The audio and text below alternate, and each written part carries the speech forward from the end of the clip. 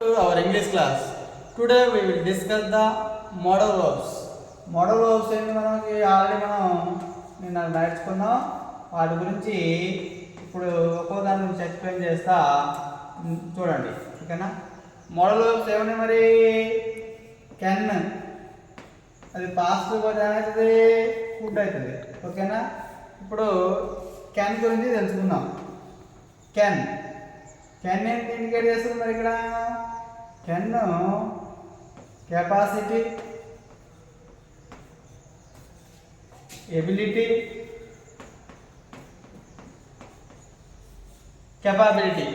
ఓకేనా? వీటి గురించి వస్తుంది. కెన్ ఏం చేస్తుంది అంటే, కెన్ దేని గురించి తెలియజేస్తుంది అంటే కెపాసిటీ, ఎబిలిటీ గురించి తెలియజేస్తుంది. ఎగ్జాంపుల్ ఏంటంటే,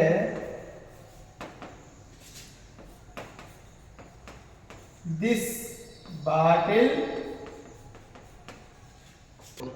ఇప్పుడు కెన్ అని చెప్పిన మనం కెపాసిటీ చెప్పినాం. చూడండి ఎగ్జాంపుల్కి, this bottle can hold 5 litres అంటే, ఫర్ ఎగ్జాంపుల్ ఒక బాటిల్ 5 లీటర్ క్యాన్ అంటే ఆ బాటిల్లో 5 లీటర్లు పట్టేంత సామర్థ్యం ఉంటుంది అని అర్థం. కెపాసిటీ అంటే ఏంటి?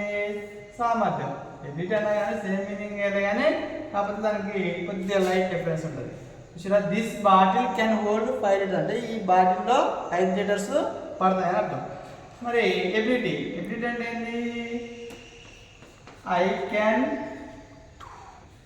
Drive the car. మనం ఎబిలిటీ అంటే సామర్థ్యం, అంటే నేను కార్ని నడపగలను. అర్థమైంది ఇక్కడ? కెపాసిటీ అంటే ఏంటి? This bottle can hold 5 litres అంటే ఈ బాటిల్లో 5 లీటర్లు మాత్రమే పడుతుంది. దాని కెపాసిటీ అది ఎక్కువ మాత్రం పడుతుంది. 5 లీటర్లో 10 లీటర్లు పోతామా? పోయలేము. దాని యొక్క కెపాసిటీ 5 లీటర్లు కాబట్టి 5 లీటర్లు మాత్రమే పడతాయి. I can drive the car అంటే మనం ఎబిలిటీ, మనం కారు నడపగలము, అది మన సామర్థ్యం గురించి తెలియజేస్తుంది. ఓకేనా? ఇప్పుడు కుడు గురించి చెప్తా. ఓకేనా? రైట్. ఇప్పుడు కెన్ గురించి తెలుసుకున్నాం. ఇప్పుడు can able to same meaning. Can అన్నా ఏబుల్ టు అన్నా కానీ సేమ్ మీనింగ్, కానీ పక్క పక్కన రావద్దు. ఎగ్జాంపుల్ ఏంటంటే, I can able to drive the car అంటే ఇక్కడ చూడండి, కెన్ అంటే మన ఎబిలిటీ, మరి ఏబుల్ అంటే సేమ్ మీనింగ్ కదా. ఈ రెండు పక్క పక్కన రాకూడదు అనమాట. వస్తే కెన్ అన్న రావాలి, రాస్తే ఏబుల్ టు అన్న రాయాలి. ఇట్లా కెన్ ఏబుల్ టు పక్క పక్కన రాయకూడదు. ఇది మీరు గుర్తుంచుకోవాలి. ఇలా రాస్తుంది రాంగ్ సెంటెన్స్ అవుతుంది. ఓకేనా? ఏం రాదు మరి? I can drive the car అన్న రాయాలి, లేకపోతే I am able to drive the car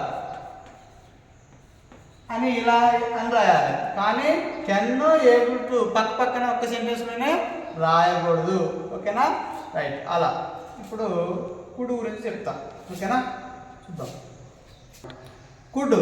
could అంటే ఇక్కడ కుడ్ అంటే ఏంటంటే రిక్వెస్ట్ గురించి చెప్తే ఏంటంటే రిక్వెస్ట్ ఏంటంటే, could you give me your mobile.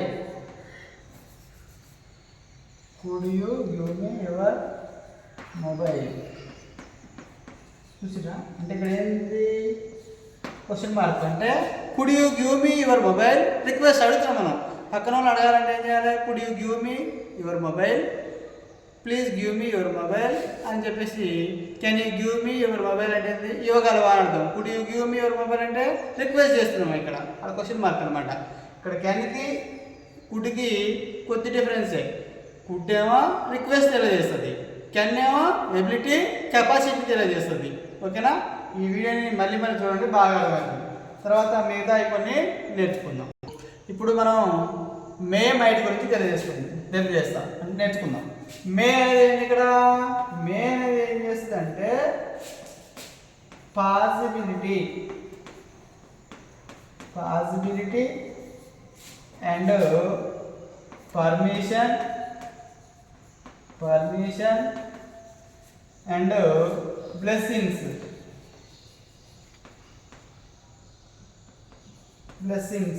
అంటే చూడండి ఎగ్జాంపుల్ ఏంటంటే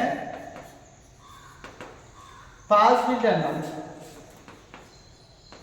ఇట్ మే రెయిన్ అంటే వర్షం రావచ్చు. మే అనేది ఇక్కడ పాసిబిలిటీ, వర్షం రావచ్చు రాకపోవచ్చు, దీన్నే పాసిబిలిటీ అంటారు. ఇట్ మే రైన్ వర్షం రావచ్చు రాకపోవచ్చు. ఇక్కడ ఇంకోటి ఇట్ మే రైన్ అన్నాం అంటే వర్షం రావచ్చు రాకపోవచ్చు, అది possibility. It may not rain, it may not rain అంటే వర్షం రాదని అర్థం. చూసి ఇక్కడ అనమాట. ఇక్కడ ఇంకోటి కానీ ఉంటుంది ఏడిది ఇక్కడ ఇట్ మే రైన్ అన్నాం, ఇట్ మే నాట్ రైన్ అన్నాం. ఓకేనా. ఇట్ మైట్ రైన్ అని అనొచ్చు. ఇట్ మైట్ రైన్ అంటే ఇక్కడ మైట్ అనేది ఏం చేస్తుందంటే లెస్ పాసిబిలిటీ అంటే తక్కువ అవకాశం, లెస్ పాసిబిలిటీ.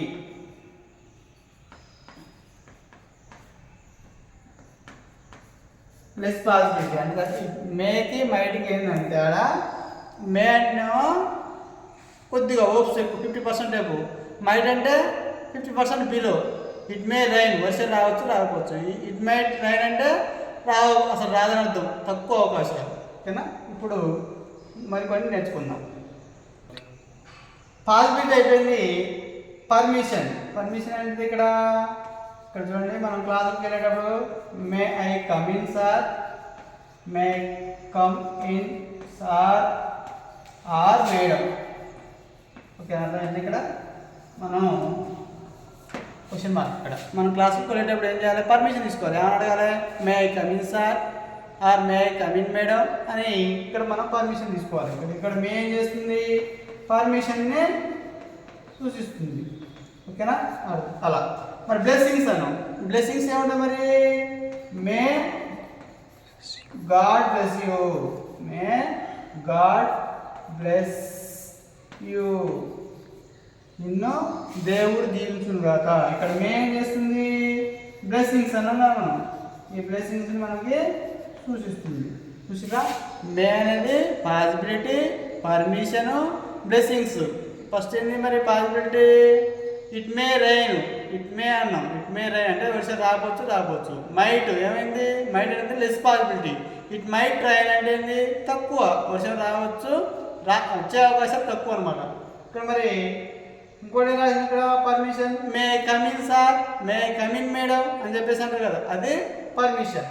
మరి ఇంకోటి ఏం చెప్పిన మనం, blessings, may God bless you అంటే ఇప్పుడు ఎవరన్నా దీవించేటప్పుడు ఏమంటాం మనం, may God bless you, live long 100 years అని చెప్పేసి అంటారు కదా, వాటిని బ్లెస్సింగ్స్ అంటారు. ఓకేనా. మరి కొన్ని నేర్చుకుందాం. ఇప్పుడు విల్లు సెల్ గురించి నేర్చుకుందాం. మరి విల్లు ఏం చేస్తుంది, అసలు విల్లు ఎక్కడ ఉపయోగించాలి, సెల్ ఎక్కడ ఉపయోగించాలంటే ఇక్కడ ప్రొనౌన్స్ ఉన్నాయి, personal pronouns. I, we, you, they,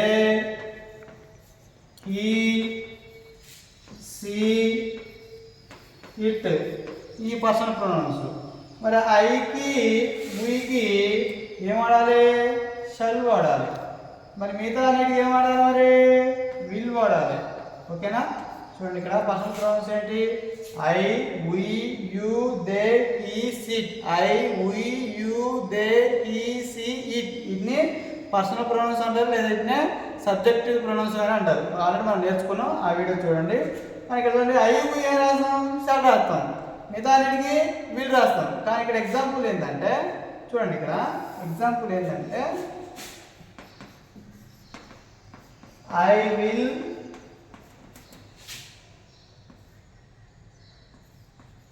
come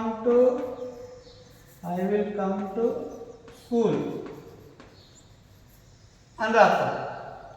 అంటే ఇక్కడ చూడండి, ఇక్కడ ఇంకోటి ఏంటంటే వాస్తవం ఇక్కడ విల్ రాయగలరు, సెల్ రాయాలి. I shall come to school అని రాయాలి. ఇక్కడ ఏం రాసినాం, ఐ అనేది విల్ తీసుకుంటుంది, సెల్ తీసుకుంటుంది. ఓకేనా. అంటే వీటన్నిటికీ కలిపి సెల్గా వాడవచ్చు. ఇక్కడ చూడండి, మళ్ళీ ఒకసారి ఎగ్జాంపుల్ బాగా అర్థం చేసుకోండి. ఐ అనేది ఇక్కడ సెల్తో రాయాలి, I shall come to school అని రాయాలి. కానీ I will come to school both are correct.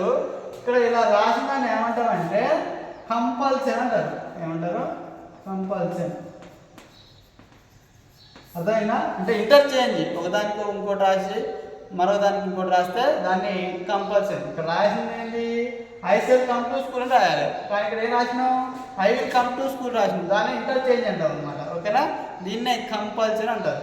చూడండి, వాస్తవం ఇక్కడ మనం రాయాల్సింది I shall come to school అని రాయాలి. I shall come to school అని రాయాలి, కానీ ఇక్కడ ఏం రాసినాం మనం? I will come to school అని రాసినాం. దాన్ని ఇక్కడ ఏమంటాం? కంపల్సరీ. ఒకదానికి ఒకటి రాస్తే దాన్ని ఇంటర్చేంజ్ అంటారు, దాన్ని ఇక్కడ కంపల్సరీ అంటారు. ఓకేనా? విల్తో రాద్దాం. He will attend to school. He will attend to school tomorrow. ఓకేనా? చూసినా? హీ విల్, ఇది కరెక్ట్గా రాసింది మనం. హీ అనేది ఇదే తీసుకుంటుంది. ఇక్కడ చూసినా? హీ అనేది ఇది తీసుకుంటుంది. ఇక్కడ ఉన్నదన్నట్టు రాత్రినేమో ఏం కాదు. ఇక్కడ మనం రాయాల్సింది ఇక్కడ సెల్కి విల్ రాసింది కాబట్టి దాన్ని ఇంటర్చేంజ్ అంటాం, దాన్ని కంపల్సరీ అని అంటాం. ఓకే, అర్థమైందా? అలా. ఓకేనా? మిగతా మరి కొన్ని నేర్చుకుందాం. ఇప్పుడు మనం వుడ్ గురించి తెలుసుకుందాం. వుడ్ ఏం చేస్తుందంటే వుడ్ పాస్ట్ టెన్స్. వుడ్ అనేది ఏంటి? ఇక్కడ విల్ ఏమైతే వుడ్ అది విల్ ఏం ప్రజెంట్ టెన్స్ అయితే వుడ్ పాస్ట్ టెన్స్ అవుతుంది. మరి ఈ వుడ్ దేని గురించి తెలియజేస్తుంది అంటే పాస్ట్ హ్యాబిట్స్ గురించి తెలియజేస్తుంది. దేని గురించి తెలియజేస్తుంది? Past habits. చూద్దాం ఏంటి అనేది. I would go for a walk. I would go for a walk for 2 hours. అంటే నేను గతంలో, అంటే పాస్ట్ హ్యాబిట్స్ ఏంటి? నేను గతంలో రోజు 2 గంటలు వాకింగ్ పోయేవాడిని, మరి ఇప్పుడు పోతున్నావా అంటే లేదు. ఓకేనా? దాన్ని ఇక్కడ పాస్ట్ హ్యాబిట్స్ అంటారు. ఓకేనా? I would get up at 6 AM. గతంలో ఆయన 6 గంటలకే లేచేవాడు, మరి ఇప్పుడు 10 గంటలకు లేస్తుండు. అంటే గతంలో 6 గంటలు లేచిందంటే అది పాస్ట్ హ్యాబిట్స్, మరి ఇప్పుడు ఎన్ని గంటలు లేస్తుండు? 10 గంటలు లేస్తుండు. అది తేడా అనమాట. ఓకేనా? ఇక్కడ చూడండి, వుడ్ అనేది విష్ కోసం కానీ వాడతారు. ఏంటో చూద్దాం. I would like to have tea. I would like to have tea అంటే నేను టీ తీసుకోవాలనుకుంటున్నాను, అది విష్ అనమాట. ఓకేనా? అట్లా విష్ కోసం కానీ వాడతారు. I would like to get a government job అంటే నేను గవర్నమెంట్ జాబ్ కొట్టాలనుకుంటున్నాను, గవర్నమెంట్ జాబ్ సంపాదించాలనుకుంటున్నాను. వీటిని ఏమంటారు? విష్ అంటారు అనమాట. ఓకే, అర్థమైందా? వుడ్ వచ్చినప్పుడు వుడ్ ప్లస్ V1 అంటే వుడ్ పక్కన వర్బ్ 1 ఉండాలి. చూసారా? ఇక్కడ వుడ్ వచ్చింది, గెట్. వుడ్ వచ్చింది, గో. చూసినా? వుడ్ వచ్చింది, లైక్. వుడ్ వచ్చింది, లైక్. అలా. ఓకే, అర్థమైందా? వుడ్ ప్లస్ V1 వాడాలి. వుడ్ పక్కన V1 వాడాలి. మరి వుడ్ ఏం దేనికి ఉపయోగించాలి? పాస్ట్ హ్యాబిట్స్కి ఉపయోగించాలి. వుడ్ ఏంది మరి? పాస్ట్ టెన్స్ అనమాట. ఆల్రెడీ మనం చూసినాం అక్కడ. చూసినా? I would go for a walk for 2 hours. గతంలో 2 గంటలు వాకింగ్ పోయేవాడు పొద్దున్నే, కానీ ఇప్పుడు పోతుందా? లేదు. I would get up at 6 AM అంటే గతంలో 6 AM 6 గంటలకే లేచేవాడు, ఇప్పుడు లేచున్నా లేవట్లేదు, 10 అవుతుంది. మరి విషయం ఏంటి? ఇక్కడ కోరికలు, డిజైర్ అనమాట. I would like to have tea. I would like to have tea అంటే నేను టీ తాగాలనుకుంటున్నాను, తీసుకోవాలనుకుంటున్నాను అనుకోవడం, అది విషయం అనమాట. I would like to get a government job అంటే నేను గవర్నమెంట్ జాబ్ సంపాదించాలనుకుంటున్నాను అని చెప్పేసి అనుకుంటున్నాను అనమాట. వీటినే విషయం అనమాట. ఓకేనా? అర్థమైందా? ఇది ఈరోజు వరకు క్లాసు. మన యొక్క ఛానల్ని సబ్స్క్రైబ్ చేయండి, షేర్ చేయండి, కమెంట్ చేయండి, మీ ఫ్రెండ్స్కి అందరికీ ఫార్వర్డ్ చేయండి. మన ఛానల్ నేను తెలుసు కదా మీకు, ఏంటిది మరి? కొండమిదీస్. ఏం సార్ ఈ ఛానల్ ఏమంటే మా ఇంటి పేరు. ఓకేనా? కొండమిదీస్ అని కొట్టండి, యూట్యూబ్లో ఓపెన్ అవుతుంది. సబ్స్క్రైబ్ చేయండి, షేర్ చేయండి, కమెంట్ చేయండి. ఓకేనా? All the best.